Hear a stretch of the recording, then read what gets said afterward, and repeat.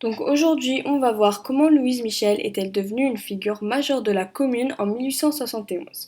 Donc déjà, il faut savoir qui est-elle. Louise Michel, née le 29 mai 1830 et morte en janvier 1905, est la fille d'un riche châtelain et de sa servante. Malheureusement, son père quitte lorsqu'elle était toute petite. Elle est donc élevée par sa mère et ses grands-parents dans le château de Faucourt, où elle est offerte une éducation soignée et libertaire. Lorsqu'elle grandit, Louise Michel décide de devenir enseignante, mais elle refuse de prêter serment à Louis-Napoléon Bonaparte, ce qui était obligatoire pour enseigner en France à son époque. Elle décide donc, en 1853, de commencer à fondre ses propres écoles, ce qu'on appelle des écoles libres. En 1856, elle décide de déménager à Paris, et c'est vraiment là où elle va commencer à s'engager dans des mouvements politiques, notamment le mouvement féministe de l'époque en 1869. Elle passe ses nuits à rédiger des poèmes révoltés et à joindre des réunions politiques, et c'est dans une de ces réunions où elle va rencontrer le révolutionnaire Théophile Ferré, dont elle va partager un amour passionné avec. En 1871, la Commune de Paris est formée. La Commune de Paris est le nom donné au mouvement révolutionnaire qui s'oppose au gouvernement d'Adolphe Thiers, qui était président à l'époque. La Commune va durer du 18 mars au 28 mai 1871, donc un peu plus que 2 mois, et elle avait pour but de créer la liberté et l'égalité pour tout le peuple français.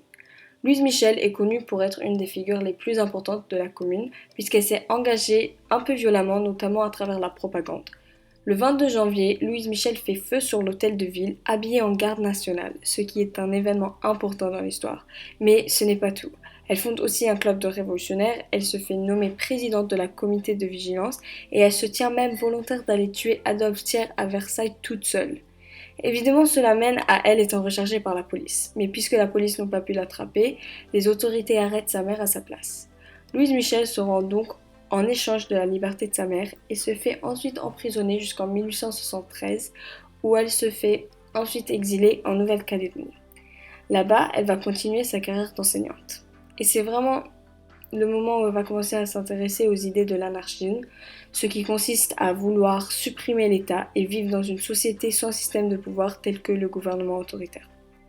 Enfin retournée en France en 1880, Louise Michel continue à s'engager dans des mouvements militants tels que la liberté de la grève, par exemple les droits des travailleurs. Elle se fait donc surnommer la Vierge Rouge. Jusqu'à la fin de sa vie, elle ira de ville en ville porter parole révolutionnaire, ce qui lui vaudra de séjourner à nouveau en prison à plusieurs reprises. Nous pouvons alors dire que si ce n'était pas pour elle, la France d'aujourd'hui ne serait pas la même.